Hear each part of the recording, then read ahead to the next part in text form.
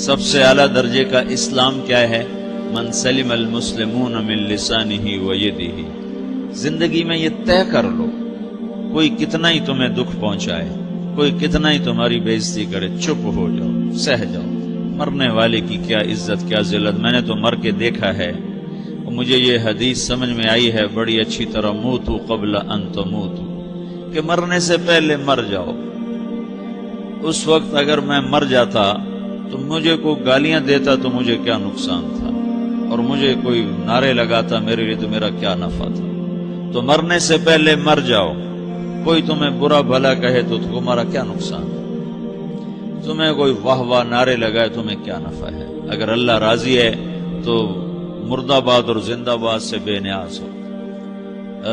ابو ذر رضی اللہ تعالیٰ عنہ کو ایک آدمی نے گالیاں دی تو انہوں نے فرمایا بیٹا ایک گھاٹی آگے آ رہی ہے، اس میں گر گیا تو جو کچھ کہہ رہے ہو اس سے بھی زیادہ کا حقدار ہوں، اور اگر پار ہو گیا تو تیری گالیوں سے مجھے کوئی فرق نہیں پڑتا ہے۔ من سلم المسلمون من لسانہ و یدہ موتوا قبل ان تموتوا۔ چونکہ آج کل اخلاق ہیں انتقامی، معاف کرنے والے اخلاق ہیں نہیں، انتقامی اخلاق ہیں۔ ہمارا معاشرہ انتقامی ہے، اچھا کرو گے تو ہم اچھا کریں گے، برا کرو گے تو ہم برا کریں گے، جیسا کہو گے ویسا ہم سے سنو گے۔ یہ ہمارا ماحول ہے، یہ ہمارا۔ ایک ماں کہہ رہی تھی دوسری ماں کو، میرے پترا کدی کسی نے وقت سلام نہیں کیتا، بڑے فخر سے کہہ رہی ہے، ہمارے اپنے گاؤں کی بات بات، میرے پترا کدی نہیں کسی نے وقت سلام کیتا، مائی جڑا کرے انہوں کریں دیں، جڑا نہ کرے انہوں پوچھ دے ہی کوئی نہیں۔ یہ وہ فخر سے کہہ رہی ہے۔ جو سب سے بڑا عیب ہے وہ سب سے بڑا فخر بنا ہو۔ میرے پترا کدی نہیں کسی نے وقت سلام کیتا۔ جب ماں باپ نے یہ سبق دیا تو اولاد کا کیا قصور ہے؟ تو ہمارا معاشرہ انتقامی ہے، ایک کی 10 سنانے کا ماحول ہے، تو آپ 100 کی ایک بھی نہ سناؤ۔ احنف بن قیس رضی اللہ تعالیٰ عنہ پہ ایک آدمی نے چڑھائی کر کہنے لگا ایک سناؤ گے نا تو 10 سنو گے میری طرف سے۔ تو احنف بن قیس کہنے لگے بھائی تو مجھے 100 بھی سنائے گا نا تو میری طرف سے ایک بھی تو نہیں سنے گا۔ ایک آدمی ان کی بڑی بےزتی کر رہا تھا اور وہ چل رہے تھے اور وہ 100 گالیاں بک رہا ہے۔ جب آ گیا نا قریب شہر تو کہنے لگے دیکھا میرا قبیلہ یہاں رہتا ہے، اگر کسی نے سن لیا نا تو تیری بڑی دھلائی کر دے گا، تو نے جو مجھے گالیاں دینی میں کھڑا ہوں یہیں تو دے لے، تو اپنا سارا زور پورا کر لے تاکہ آگے تجھے کوئی تکلیف نہ پہنچا دے میری وجہ سے۔ تو وہ پاؤں پہ گر کے معافی مانگنے لگا کہ واقعی تو بڑے حلم والا ہے۔ وہ مشہور تھے اپنے حلم میں، بردباری، اور لوگ ان کا امتحان لینے آیا کرتے تھے کہ بھئی کوئی ہے جو احنف کو غصہ دلا دے، تو لوگ ناکام ہو جاتے تھے، ان کو غصہ نہیں آتا۔ ایسے ایک عرب سردار گزرا معن بن زائدہ، وہ بھی اپنے حلم میں بڑے مشہور تھے۔ ایک دفعہ لوگوں میں شرط لگ گئی کہ کوئی ہے معن بن زائدہ کو غصہ دلائے تو ہم اس کو انعام دیں گے۔ تو ایک شاعر نے کہا میں غصہ دلاتا ہوں، تم دیکھنا ایسے سیخ پا ہو جائے گا جیسے جانور۔ تو وہ چلا گیا اس کی مجلس میں، دربار لگا، عرب سردار تھا بہت بڑا، دربار لگا ہوا، تو کہتا السلام علیکم، وعلیکم السلام۔ تو معن بن زائدہ پر ایک دور بڑے فقر کا گزرا تھا، پھر اللہ نے اس کو بہت بڑی سرداری دی، بنو عباس کا بہت بڑا یہ وزیر گورنر تھا۔ تو کہتا اتذکر اذ لحافک جلد شاۃ واذ نعلاک من جلد البعیر، کیوں بھائی تجھے یاد ہے جب تیرا بستر بکری کی کھال تھا اور تیرے جوتے اونٹ کی کھال کے تھے؟ تو کہنے لگا کیوں نہیں یاد، بھلا کوئی ماضی بھی بھولتا ہے؟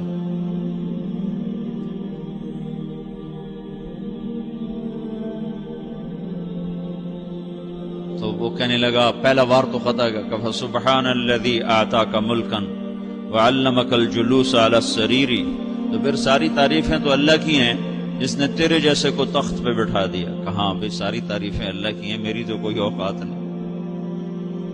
تو کہنے لگا سأرحل عن دیار انت فیہا وان جار الزمان علی الفقیر، جہاں تیرے جیسا حکمران ہو وہاں مجھے رہنا گوارا ہی نہیں ہے، میں یہاں سے چھوڑ کے نکل جاؤں گا چاہے کتنی تکلیف اٹھاؤں۔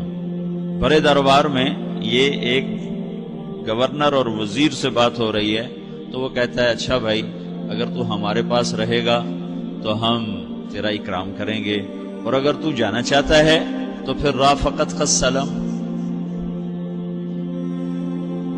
تو وہ یہ بار بھی خالی گیا تو کہنے لگا فجد لی ابن ناقصۃ بمال،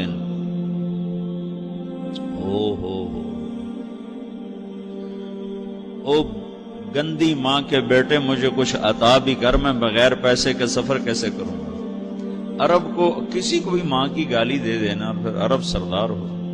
فجد لی ابن ناقصۃ بمال، بری ماں کے بیٹے مجھے کچھ پیسے بھی دے، میں نے جانا ہے۔ میں کہا بھائی اس کو 3000 دے دیا جائے۔ اللہ، تو کہنے لگا قلیل ما آتیتنی و انی لأطمع منک فی الکثیر، یہ تو بہت تھوڑا تو نے دیا ہے، مجھے اور دے۔ کہا اچھا بھائی 3000 اور دے دو۔ تو وہ شاعر کی بھی آنکھیں پھٹ گئیں، کہنے لگا اب ٹھہر جا ٹھہر جا، اب میں تیری اصل تجھے بتاتا ہوں۔ سألت اللہ ان یبکیک ذخرا فما لک فی البریۃ من نذیر، میں اللہ سے دعا کرتا ہوں اللہ تیرے جیسوں کو سلامت رکھے، تیرے جیسا دنیا میں کسی ماں نے جنا ہی کوئی نہیں۔